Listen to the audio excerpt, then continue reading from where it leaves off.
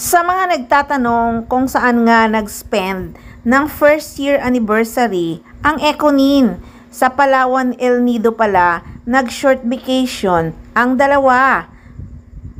At nagpakilig pa talaga sila sa comment section ng video na pinost nila sa social media.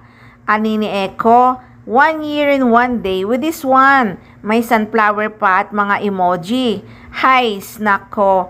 So speaking of first year anniversary ng Econin as a couple, parang teleserye ang peg ni na Jericho Rosales at Janine Gutierrez matapos nga nilang ipagdiwang ang kanilang first anniversary sa isang Dreamy Beach getaway.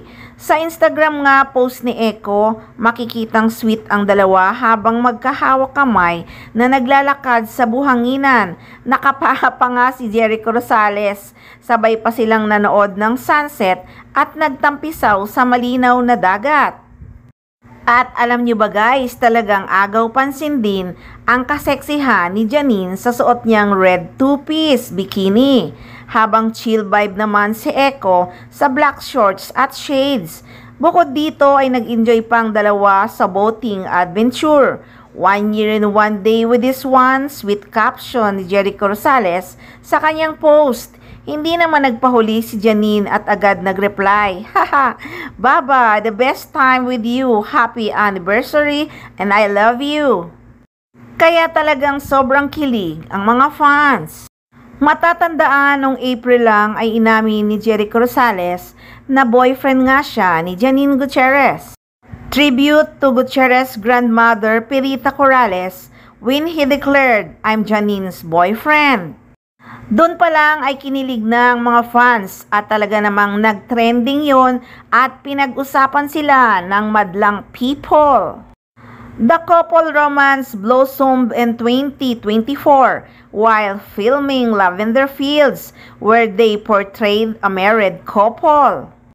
Yes, nag-umpisa ang romance ng Econin dahil nga sa seryeng Lavender Fields.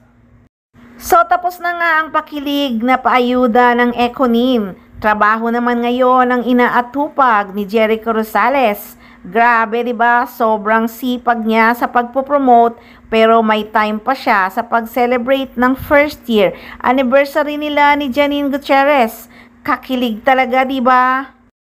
At si Janine Gutierrez medyo tahimik sa kasalukuyan. Wala siyang masyadong ganap, guys. Hindi naman siya pwedeng sumama kay Jericho Rosales para sa pagpopromote ng pelikula ng aktor na Quezon kasi nga hindi naman siya kasali sa movie. Stay tuned muna ang beauty ni Janine Gutierrez. At least nakakapagpahinga na ang actress.